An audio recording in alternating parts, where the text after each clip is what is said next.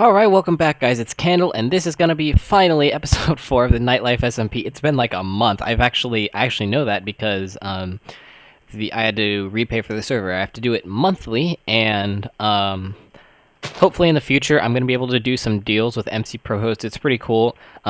For the longer amount of time that you pay for the server. For example, if you pay for 4 months, you get like a month free, so it's discounted, and for my plan it's $10 a month, so it's not that bad, but I don't really get more than $10 a month because as of right now I don't have a job, but that's okay because $10 is not that hard to come by doing extra chores and such. So yeah, and it's fine. We're finally back in the Nightlife SMP. So if you guys didn't recognize, the reason why I came over to this place in episode 3 was to make a house and such. So OJ lives here as of right now, and as do I. So I paid Koala to set up like an official kind of farm area. Let's close that. And she did a pretty good job. I wanted everything like just to be kind of close. There's not that many potatoes, but I actually have let me show you guys, a Fortune 3 pick, which I pretty much can no longer repair because it's too expensive. So I just go ahead and break the crops with a Fortune 3, and I'm pretty sure it gives me more. I feel like it because I get like a stack of potatoes every time I go through these 2 short rows. And then our sheep over here, you might be wondering like why. So I'm pretty sure I showed you guys the nightclub at spawn, which had a little bit of blue wool, so I dyed some of the sheep blue, and then I had to do my shop, which you guys haven't seen yet, which is actually an archery range slash bow selling place, I guess, and I needed targets, so that would explain the red and the white sheep. And then the pink and purple sheep were kind of just, and I guess this light blue guy over here were kind of just the resultant of the sheep having children, because we breed them every so often. So we've kind of got going. Actually, it's more patriotic right now. I think we got the red, white, and blue with some purple mix in. Is this? There's like different shades of purple go. No, I think it's okay. We've got like a couple purple sheep, some light blue sheep, a pink sheep over there, and the rest are kind of stock colors. So that's just to explain that they kind of just. The sheep colors just kind of flow with whatever project we're doing, and then they kind of get mixed up as we breed them. So that's kind of funny. I'm just trying to go over everything I haven't shown you. Okay, I'm going to go up to my house next, because you guys definitely deserve to see that. This was built literally about a month ago. So let's just go check that out. And it's actually, I just got home. It's about 10:30 at night on a Friday, and I have to get up early again tomorrow, so not to use it as an excuse, but the schedule is kind of insane at the moment, but I'm still trying to find time to record and such. Trying guys, I'm trying. Okay, so Lauren actually helped me with, oh goodness. All right, let's actually take a look at the enchant. So I have pretty much a god sword right here minus a level of looting, but it's too expensive to get, so I think this is as good as the sword's gonna get. Again, too expensive to repair, but it's got Unbreaking 3, so that's good. The bow, the reason why I decided to do a bow slash arrow shop was because I got Infinity 1 on a bow, and I was like, you know what, I'm gonna end up with a bunch of extra bows because of this Looting 2 sword, so might as well make a bow shop, and I'll be sure to show you guys in by the time the episode ends. And then we've got kind of an okay enchant on the Diamond Axe, and then a Silk Touch shovel, which is pretty handy. Alright, so this is the outside of the house. I really like to do kind of these, I always have a problem in Minecraft with building a house, and then it's got, like, its walls are just too flat for me. So I kind of went all out on this one, and I made sure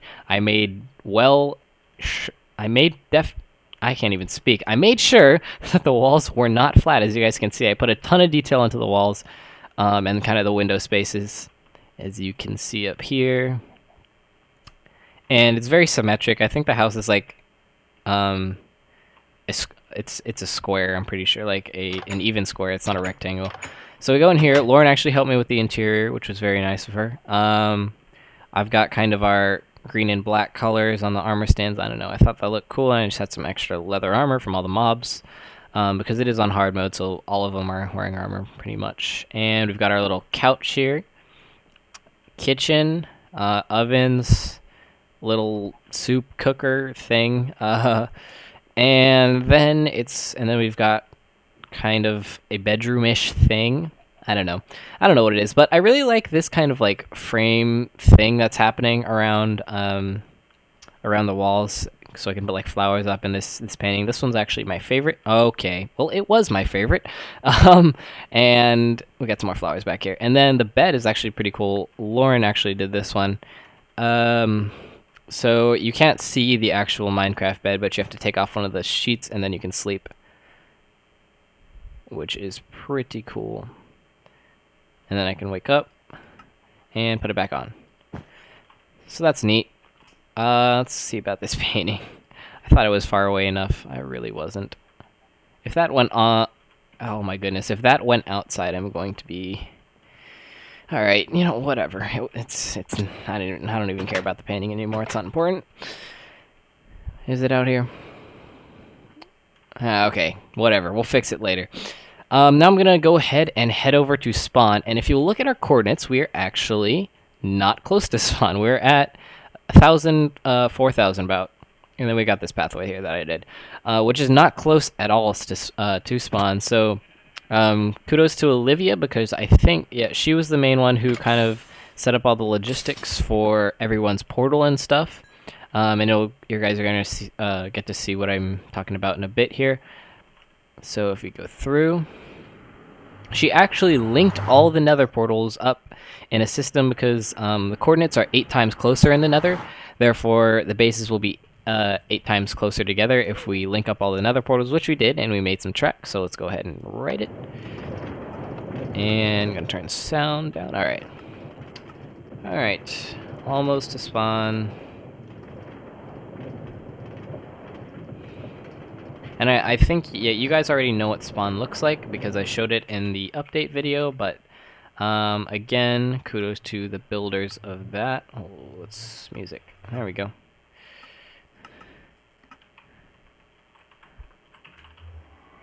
Oh, pigments. Shoot the cart. I'm pretty sure that works, hopefully. Too late. Oh. Okay, the pigmen are angry, so I guess we'll abstain from going into Nether. I really wish it wasn't raining. It rains way too much on the server. But anyway, spawn. So let's check our ender chest, actually. So we've got 4 diamonds. I'm saving my ender pearls because, I don't know, I have a feeling people would take them if I just put them in the mob drop chest. I saved my arrows to put them in the shop, so let's go ahead and take those. The Fortune 3 pick, some food because I just get sick of not having food because it happens all the time on hard mode, and navigation notes. So our navigators, they found a jungle, a mesa, tons of flower forests, horses. They pretty much go out and just get the coordinates of biomes that have resources we need, and they've done a pretty good job. So let's take a look at the notes. So we've got a mesa, we've got multiple desert temples, villages, and that's about it. And I know Jesse's found a jungle and at least a couple flower forests, so that's pretty cool. Alright, and frames are dropping because there's a lot of stuff going on. Okay, so I've been saying navigators, and you probably don't understand what I'm referring to. I actually made a job board, or I guess Nick made the physical board, but I came up with the jobs of architect, navigator, and mechanic, not just to have jobs or anything, but to kind of, I don't know, to have people work more on what they specialize in. So for example, the architects, OJ and Sassy, they'll build stuff that we can publicly use at spawn, like the spawn building itself. There's an enchanting kind of setup over here that's going to be built by Sassy, and other stuff like that. Other public builds are going to be done by the architects. Then the navigators, Qual and Jesse, they go out and find cool stuff. And the mechanics, Mountain and Orange. So, hold up. They've actually done a really good job so far. I've only employed Nick Mountain on one job so far, and he's done a kick-ass job on the on what I asked him to do. So we're gonna head over to the nightclub and actually take a look at what he did for us, which I'm still pretty stoked about. So I asked him for a light up dance floor, and as you can see, it's off right now. We keep it off because it lags the server a lot, which, well, when you're around this area, it lags it a lot. But so I had no idea actually that jukeboxes activate redstone. So if you turn it on, there's wiring underneath, and you can listen to the song, and it kind of goes out in a wave. It disperses, which is pretty sick. So that's that. I still want to be fixing up this room. It's very bland in here. It was kind of just thrown together, but eventually I want to come back to it and I don't know, make it a little bit more lively in here. But this is good. I really like the dance floor, so good job, Nick. All right, and then you turn it off, and the lights go off. So let me just give you an idea of actually the tech behind it, because he did put a little area where you can go down and look. Hopefully no one messed with anything. So this is all the wiring that went behind it. It's a little bit intricate. I don't know redstone too much, so I'm not going to try to explain it to you guys, but this is what it looks like, so that's pretty cool. All right.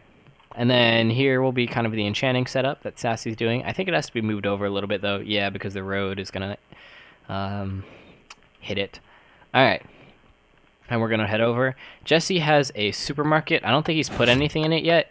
He's going to sell, like, a lot of different types of food, I think, and, like, basic materials like flint and stuff, so that's kind of cool. It's not done yet, but the sliding glass door is pretty cool. And Chick-fil-A. So... this is Nick Mountain's shop. No, no soliciting. He had a cow in here that worked that I thought was pretty cool because that's kind of Chick-fil-A's thing. But I think he died. And I think it's a... Let's see. How much gold do I have, actually? Oh, we can actually pick up some chicken.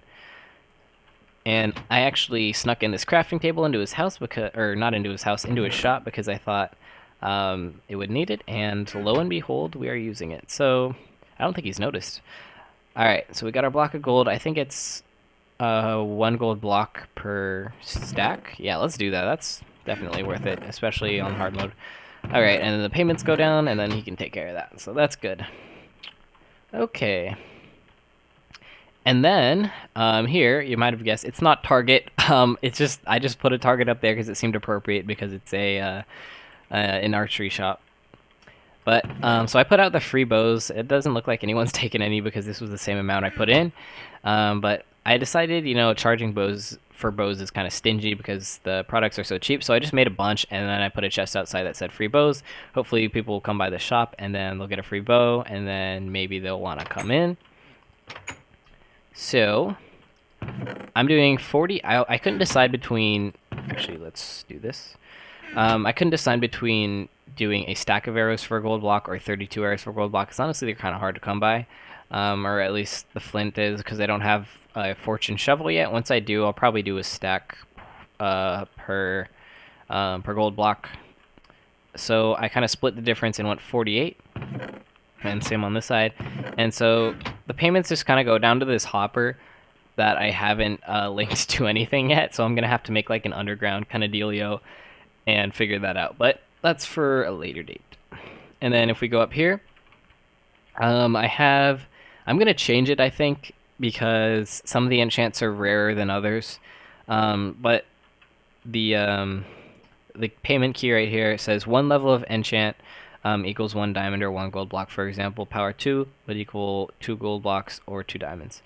So that's what the price key is right now, but I kind of want to make infinity probably 2 gold blocks, and same with flame, because those aren't your run-of-the-mill enchants. But I don't have any right now, so it doesn't really matter. And I'm just keeping feathers up here for when I make more bows, so it's whatever right now. But we do have power bows. We have 1 power 2 bow left, and unbreaking bows. And I think someone took the infinity bow already, which I don't blame them. I would have too. And then out back, we've got our shooting range. So there's buttons on the little redstone blocks, so you can see if you hit the button or not. Oh, too high. There we go. We got 1, 2, 3. All right. So that's pretty cool. Just if you want to practice shooting or whatever, and then you can go down here and do it as well. So that's my shop, and let's see. I haven't been over here in a little bit. Okay, so this one on the left here is Lauren's. I'm not sure. Nope, it's not. It's definitely not done yet. It is some sort of diner, I think it's supposed to be. I'm not sure if she's selling stuff or it's just a place to eat, but that's still pretty cool, I think, and it's blocked off, so no access right now. And then Ben's shop over here is the sand and glass shop, so we're gonna go ahead and go in. I like how it's built and everything, but based on what it looks like outside, I would not be able to tell that it's a sand and glass shop, if that makes any sense. Um, I don't know. I think it would have been cool if it was like a sand castle or something. That would have made more sense. But I'm not hating on the look of his shop because that actually looks kind of neat. It reminds me of like a building in like a Hunger Games map or something like that. Kind of stuff overgrown onto it. So we're gonna go ahead and head in. So you can go 64 sand for 3 gold ingots, and then 7 gold ingots for a stack of glass, which is actually, I'd say, pretty good pricing on that. So payments go in there, and then he's got his payment receiver chest over there. And that's everything at spawn, I do believe. But yeah, that's going to be it for this episode, guys. Sorry it was short and I didn't do anything. I do have plans. We are definitely going to fight the dragon soon, so I'm quite excited about that.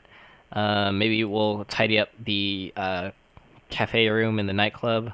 But yeah, thanks guys so much for watching, and hope to see you guys in the next one. Bye.